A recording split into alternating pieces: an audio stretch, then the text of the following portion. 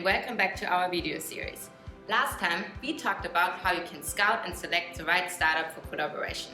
But what is the next step? What are you gonna do now? Yeah, now we just let the startup implement the solution for us and then we see what happens, right? Michael, that sounds so nice, but unfortunately, in reality, that is not how it works. To successfully collaborate with a startup, it is important to do a proof of concept, which consists of two parts. First, the technical feasibility test, and second, testing the business potential of your use case. Okay, fine. Then let's see how the testing works. So one part of the POC is the technical feasibility. Here you want to understand if the solution of the startup works for your industry, for your use case, and if it generally works.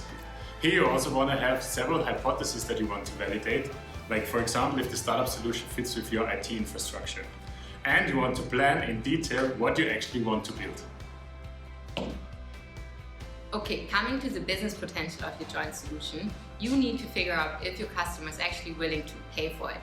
You also want to consider what are your internal costs, meaning what are the costs of integration, and do you have to build up any kind of resources for it. Camila did the calculations, we're gonna make a huge profit with this. Oh my god, love it, but we first need to figure out if the customer is actually willing to buy it from us. Magic Tower, 10 euros. Magic Tower, 10 euros. Welcome. Nice. Thank you.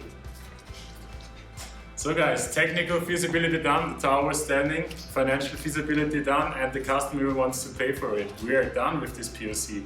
Good job, Michael. If you also want to know how you can measure this in KPIs and how you can track your process throughout the POC phase, then hit us up. See you next time when we talk about long-term collaboration.